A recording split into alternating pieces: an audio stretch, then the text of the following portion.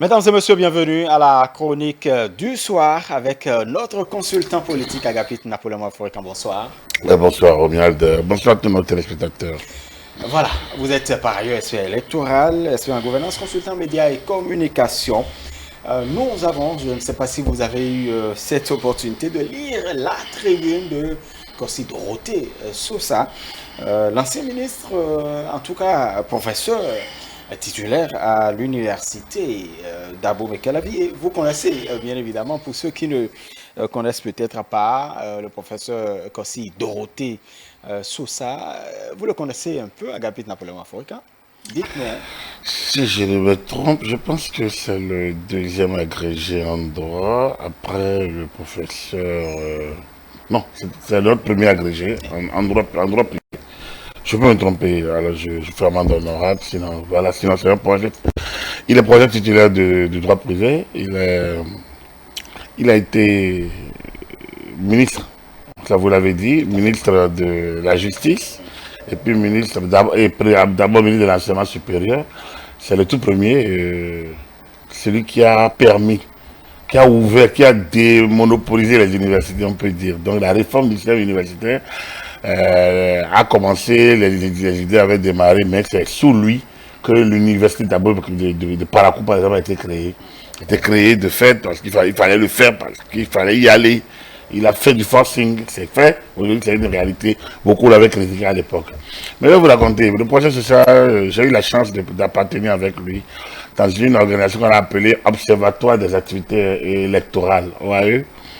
Avec le Centre Africa Obota, avec la fondation, je pense financé par exemple des partenaires financiers techniques. Et nous avons fait du bon travail, je dois le dire. Nous avons fait tellement du bon travail que nos points de presse, les points que le projet social faisait au nom du groupe régulièrement, mais en 2001, ça a beaucoup impacté, disons, la sincérité. C'est tout au moins le sérieux qu'on a accordé à cette élection. Et au sortir de l'élection, le procès a été nommé au gouvernement. Beaucoup étaient déçus. Mais les valeurs intrinsèques, il était connu, c'est un intellectuel comme on peut en rêver. Bon voilà, il est entré au gouvernement, le débat était ouvert. Est-ce qu'il devrait y entrer? Donc ça a fait un peu polémique. Il est resté au gouvernement de président Kérékou de 2001. Il me semble qu'il en est sorti que vers 2005, pratiquement en 2005, il me semble. Je peux me tromper. Bon, une petite parenthèse, Agapit Napoléon Aforican. Il n'a même pris pas la Sénat, si je ne me trompe aussi. SAP Sénat, je crois. Non, pas le SAP Sénat. Il n'est pas resté secrétaire permanent. Il est resté, si je ne me trompe, c'est la Sénat. Ouais. Une petite parenthèse avant qu'on parle de la tribune donc, de Dorothée Sousa. Pourquoi on a bien l'impression, on a quand même une mauvaise image quand quelqu'un peut-être conduit une lutte et puis finalement il se retrouve au gouvernement. Est-ce que quand on a besoin d'un citoyen béninois, on ne devrait pas l'appeler quand même à servir aux côtés Il faut dire que vous voyez, en 2001, ceux qui pensent que nos élections se déroulent en 2001, les élections étaient bloquées. N'oubliez pas, les élections étaient bloquées. En 2001, le président Senghor a refusé d'aller au second tour à cause de la liste électorale. En 2001, le maître Mbeki qui était troisième n'a pas également refusé. Donc, la question de la liste électorale s'était posée en 2001. Nous avions, l'OAE, l'Observatoire des activités électorales, a opiné là-dessus. On a estimé qu'on a fait le tour. Non, les choses se passaient comme il fallait. Donc, à partir du moment où il y a eu ces témoignages réguliers, ces points de presse réguliers, c'était comme si on avait donné un coup de pouce au gouvernement. C'est comme si l'OAE avait le retrouvé au gouvernement après Il n'était pas seul, il y avait Madame Maïmona Clairongan. Madame Maïmona, magistrat, activiste, militante des droits des femmes et autres promotrice des droits de la femme. Elle a fait beaucoup pour le code de la famille. Tout à fait. Elle est, Ensuite, voilà. après, ministre, donc. Elle était ministre. Donc les deux, on sont rentrés au gouvernement, ça n'a pas été bien apprécié. Mais c'est un peu chez nous, c'est un peu ça. Vous savez, les gens vous préfèrent dehors que de dedans. Comme si entrer au gouvernement est un drame. Non, c'est une reconnaissance de qualité. Beaucoup en ont. Et quand vous le reconnaissez, vous particulièrement, je pense que c'est quelque chose qu'il faut apprécier. Donc du coup, de toute façon, le professeur n'a pas fait que ses mérites au gouvernement, puisqu'il est allé après à Ouada, c'est le secrétaire permanent. Il a pratiquement fait 2 mandats, si je me trompe. Il est revenu dans le cadre du dialogue politique. On l'a revu. Donc, c'est quelqu'un, c'est ce qu'on peut appeler de la société civile, ça. Qui ne s'est jamais engagé politiquement, mais qui a pu agir de manière régulière, fréquente, pour le développement du pays de temps à autre, lorsque le devoir de la nation, lorsque les besoins se font sentir. Et vous voyez que son implication dans le dialogue politique a été important. Lui qui n'était pas partie prenante, lui qui n'avait pas de parti pris, qui n'avait pas. Donc, il a aidé à concilier les partis, à arrondir les angles afin que ce dialogue politique soit non seulement une réalité, mais un succès. Très bien. Vous aviez quand même appelé quelques acteurs ou quelques composantes de notre nation à laisser des écrits pour la postérité de plus en plus. En fait, on pourrait dire, sans exagérer, dire qu'on a quand même des écrits aujourd'hui. Après donc la tribune de Jacques Ayagi, nous avons la tribune de Dorothée Sosa. Votre appel est entendu, Agapit Napoléon Maforika. Le chef de l'État a écrit aussi sur sa page Facebook. Il utilise ces plateformes également pour laisser des petits mots. Peut-être pas encore des grands textes, qui sur sa position, cette vision et autres. Mais c'est ça, on en a besoin. Je pense que ce n'est qu'un début, nous tous, pas que, nous-mêmes, nous-mêmes chroniqueurs, consultants, de temps en temps sur certaines questions, on a le devoir de prendre position, donc de laisser des tribunes pour la postérité, pour les universitaires, pour les étudiants, pour les chercheurs, et voilà, et pour tout le monde. Voilà, ça permet quand même à ceux qui n'ont pas le temps de suivre au brûle pour point, de suivre dans le feu de l'action, de vous lire tranquillement après. Très bien.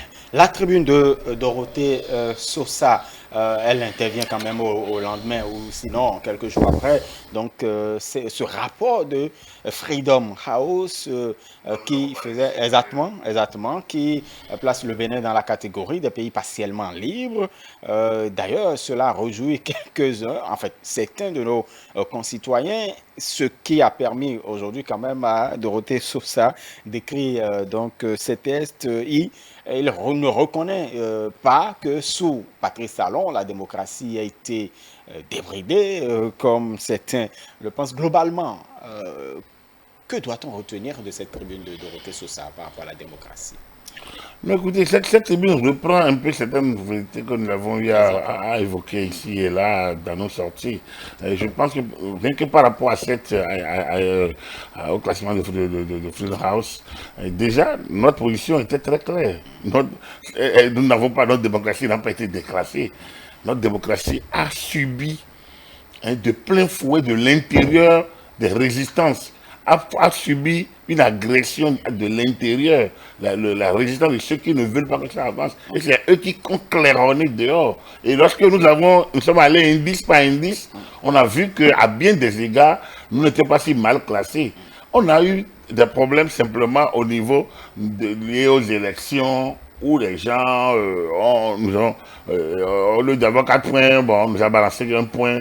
Alors donc, il faut dire que la démocratie béninoise a souffert d'abord de la léthargie et de l'immobilisme, ou de l'état compromission, de la situation de compromission dans laquelle les prédécesseurs l'ont laissé. Parce que lorsque ça brûle un peu, on laisse. Lorsque ça brûle un peu, on bouge, on ne fait plus rien. Du coup, on est resté dans cet état où il suffit simplement que les gens crient, on ne fait rien, chacun se tait Et on a l'impression que c'est ça la démocratie. Les gens, les lois ne sont pas appliquées, les textes sont violés, les délits publics sont détournés, c'est la loi du plus fort. Donc, on est resté là pendant longtemps. Et lorsqu'il s'est questionné, il a fallu aller de l'avant, corriger, rectifier, alors tout le monde crie. Et donc, même des lois votées, on veut les appliquer, les gens crient. Donc, vous voyez, dans ces conditions, vous ne pouvez jamais penser que quand vous regardez le classement, vous ne pouvez pas avoir l'impression qu'on a eu un problème. Bien au contraire, on s'est maintenu quand même, malgré ces soubresauts, ces assauts de toutes parts, notre positionnement a de quoi flatter. Et donc, moi, en lisant le professeur Dorothée Sessard, je pense que je me retrouve entièrement il est allé un peu plus loin. Je me retrouve entièrement dans ce qu'il est. Et il a évoqué la question du parrainage. Pour lui, le parrainage n'est pas synonyme d'exclusion. Je ne sais pas si la question du parrainage est intervenue dans le classement, puisque ça, c'est pour ces élections-ci. Mais il me semble que ce classement n'a pas pris en compte ces éléments. Donc, on va encore en souffrir, sans doute. Mais nous avons beaucoup parlé du parrainage ici. Le parrainage est très bon. Regardez, je dis, on a 3 duos qui vont entrer en campagne tout à l'heure. 3 duos. Un duo de l'opposition radicale. Un duo de l'opposition constructive, opposition simple. Et un duo de la majorité. Mais l'électeur sait où y aller. Automatiquement. Ce n'est pas une affaire de personne, c'est une affaire de vision de ce qu'il porte. Si vous pensez que Patrice Talon est mauvais, totalement mauvais, ne peut rien, il n'a rien fait, mais vous savez où aller. Si vous avez l'impression que, bon, voilà, c'est plutôt les là, ils sont même mi-pied avec Talon, mi-pied avec Machin, vous savez où aller. Et c'est ça que, bon, il est René Golsa, Koui, ils sont plutôt, non, bon, c'est eux, ou bien les 2 duos de l'opposition, ne savent pas où aller. Vous savez où aller. Donc, bref, selon votre logique, selon votre lecture de la situation d'aujourd'hui, selon vos estimations de la vision de demain, vous savez où aller. Donc, vous comprenez qu'il n'y a pas de raison le parrainage a été très bon. Son dosage a été bien fait. Et ça montre quoi? Le parrainage est arrivé pour réguler, pour normaliser, pour mettre de l'ordre dans cette affaire de candidature. L'élection présidentielle, c'est pas la messe de tous les jours où tout le monde doit y aller se confesser ou bien aller se communier. Non, c'est pas là. C'est une élection. C'est le meilleur des meilleurs qu'on doit élire pour nous diriger. En tout cas, donc, ce n'est pas Agapit Napoléon Mafourcan, pour vous relancer sur la question, ce n'est pas l'avis de Mathias Rompouet, par exemple, qui trouve carrément que nous faisons face à des élections non ouvertes et non inclusives. Oh, ça, c'est les formules de Mathias Rompouet, d'un certain nombre de personnes qui s'abreuvent à certaines sources que nous connaissons. Et donc, je pense qu'il ne faut pas leur en vouloir. Je pense qu'ils sont dans c'est une dynamique, c'est une logique, c'est une vision, c'est une certaine lecture. Nous avons pu parler aussi en tant que responsable d'association. On connaît à quel souci ils s'abreuvent et donc ils sont obligés d'utiliser ces vocables, ces inclusives, machin, tout ça, les histoires comme ça. Même s'il faut fabriquer, non. On n'est pas dans la fabrication, on est dans la construction, on est dans la reconstruction. Mais il faut avoir une vision, il faut savoir où on va. Alors, personne ne parle du système américain, des grands électeurs, où le suffrage universel direct est battu en brèche par des grands électeurs, par exemple. C'est le système qui a été façonné sur du temps. Lisez le procès, c'est ça. Le parrainage n'est pas une volonté, ce n'est pas une invention béninoise. Hein? Lorsque De Gaulle l'inventa, enfin l'utilisa en France en 61 ou en 62, lorsque De Gaulle retouche la Constitution de 58 en 61, vous comprenez qu'il avait un besoin d'ajuster un texte qui ne lui allait pas. La politique n'est pas un jeu d'enfant. Et c'est tout, sauf un dîner de gala. Donc, quand on le dit, c'est dit pour que les gens comprennent qu'on ne sait pas, on ne va pas sur un ring pour s'amuser. Alors donc, la bataille politique, elle est saine parce que fondée sur les lois. Mais après, les lois sont d'exécution immédiate et impérative. Ce n'est pas parce que la tête de quelqu'un ne plaît pas qu'il faut l'arrêter. Donc, l'un dans l'autre, vous comprenez qu'on s'est amusé pendant longtemps. Un peu comme l'enfant pleure, on lui donne du beurre, on lui donne du pain. Il continue de pleurer, on lui donne la clou, comme on le dit, la galette. Il continue de pleurer, on lui donne le clou. Enfin, non, il y a le galet, la galette d'arachide, après la galette de maïs. Il continue comme ça, on lui donne du cacahuète. Il continue, on lui dit, mais tu vas prendre quoi? On lui met tout devant. On dit, ah, d'accord, c'est un mélange, quoi. Et l'enfant, il prend ça, il a de la colique, il commence par.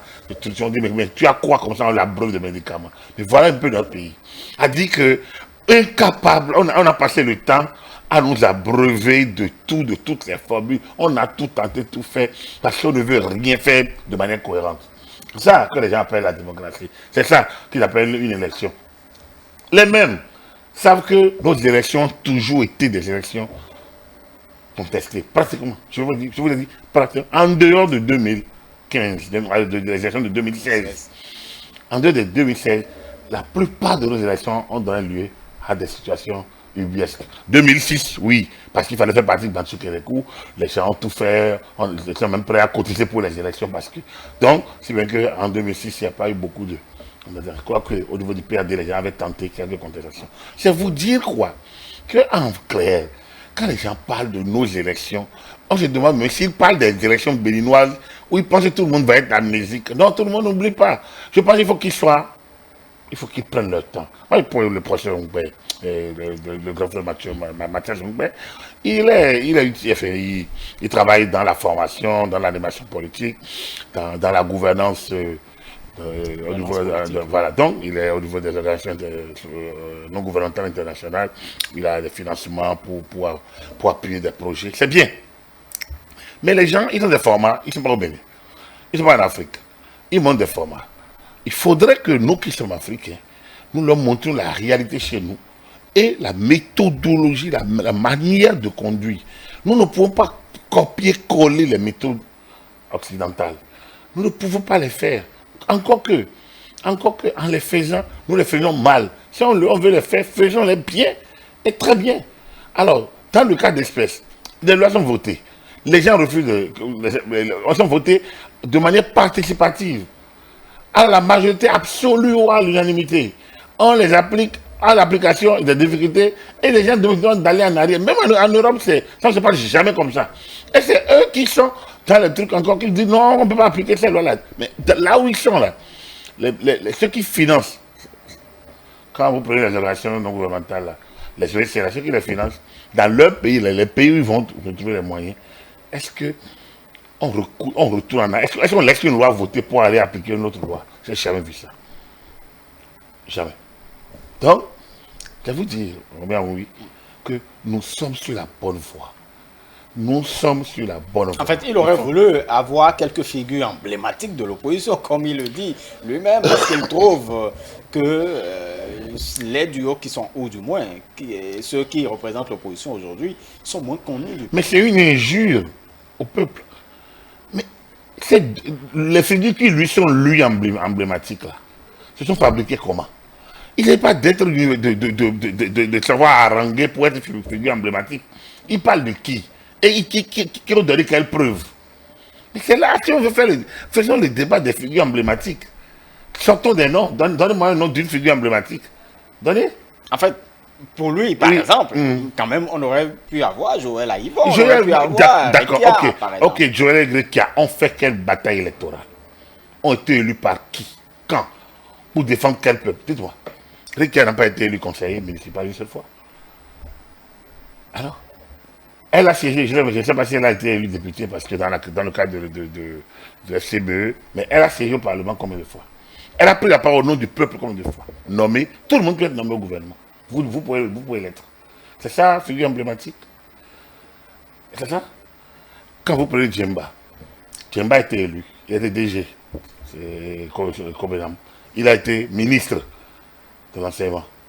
On l'a vu sur tous les terrains. Vous prenez Hunkpe a été élu chez lui. Il a été maire de chez lui. Il a été ministre de la République. On l'a vu. Vous prenez Irénée Agossa. Irénée Agossa a été conseiller à la haute autorité de la communication. Irénée Agossa a été conseiller technique du chef de l'État. Irénée Agossa a été ministre a été directeur général.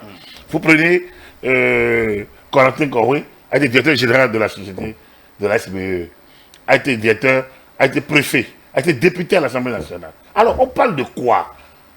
C'est quoi une figure emblématique? C'est que les gens, ils prennent leur imagination et ils croient que ça doit être transformé parce qu'eux, ils veulent. Non, moi j'ai du respect pour ces deux noms, à Ivor et Kia. Très bien, pas de souci. Mais que les gens les veuillent, c'est leur droit. Mais ils n'ont qu'à prendre, ils n'ont qu'à passer le temps. On a vu à Ivor faire le dialogue itinérant. Mais après, il avait tout le temps procès de droit public par ailleurs. Il est le premier à savoir les implications de l'état de droit et de la démocratie. Et le rôle du citoyen dans l'état de droit, c'est de respecter la loi. Mais si la personne se refuse à respecter la loi, comment vous voulez qu'il... Donc,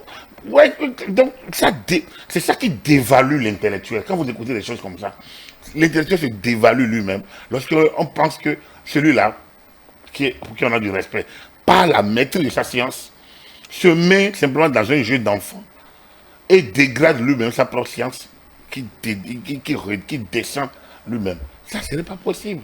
Donc, on prend les autres pour des gueux. Je vous l'ai dit, leur pédigré, ceux qui sont en face, ils n'ont qu'à donner qui est qui. Qui a meilleur ça? Quand vous prenez l'ambassadeur Kérékou, en dehors de ce qu'il était notre ambassadeur, nommé, il n'est pas ambassadeur de formation, il n'est pas diplomate. Nommé, il a quoi de plus? On peut reprendre les 20 candidats et leur duo, et ceux qui ont les duos, et vous allez voir que ceux qui sont là ne sont pas rien devant ceux qui n'ont pas été là. Chacun a son carnet. C'est pas que personne n'est nul. Chacun a son carnet aussi, et peut y être. On a connu des candidatures beaucoup plus banales que celle-là. Donc, qu'on ne m'existe pas de ça. Ce n'est pas ça le mérite. Je ne suis pas touché à la candidature du chef de l'État et de Mme Talata, parce que là, c'est tellement évident. Je pense que Mme Talata en a avant, donc, que beaucoup de ceux qui se disent spécialistes de ça n'en ont pas. Donc, ce n'est pas lorsqu'on est présent devant la radio, la télé, on parle du grand français, parfois qu'on ne comprend pas soi-même, qu'on est figure emblématique. Parce que quand on parle français, qu'on n'arrive pas à décliner, et que quand il faut passer à l'action, on se perd soi-même, on est soit taré, soit dépaysé, comme dirait l'autre. Très bien. Agapit, Napoléon Maforican, on est à quelques heures de la campagne électorale. Voilà, l'ambiance festive aura bel et bien lieu, selon vous? Mais vous ne voyez pas que ça se voit, non? Très bien. En tout cas, on aura le temps d'y revenir de toute façon. Non, écoutez, le gouvernement a levé les mesures restrictives. Exactement. Bientôt, la vaccination va commencer le lundi prochain, lundi 29. Oui. On maintient les gestes barrières, on ne se lâche pas, on ne lâche pas l'affaire, on continue de se préserver contre la Covid. Et pourtant, bon voilà, au même moment, on ouvre la vaccination, c'est une très très très bonne chose. La campagne va s'ouvrir, vous allez voir, il y a déjà le déploiement des candidats un peu partout. La HAC s'est déployé sérieusement ces derniers temps. Je pense que super bien fait, comme vous l'avez dit. Donc dès demain, les messages vont commencer. On va voir les affiches. Mais alors là, c'est quoi la fête? On verra la fête. On verra la fête. Très bien. Merci à vous, Agapit Napoléon Maforican, consultant politique, SE électoral par ailleurs. Mesdames et messieurs, merci d'avoir suivi la chronique du soir. Nous allons passer dans un court instant à votre causerie débat. Ça se discute. Restez avec nous.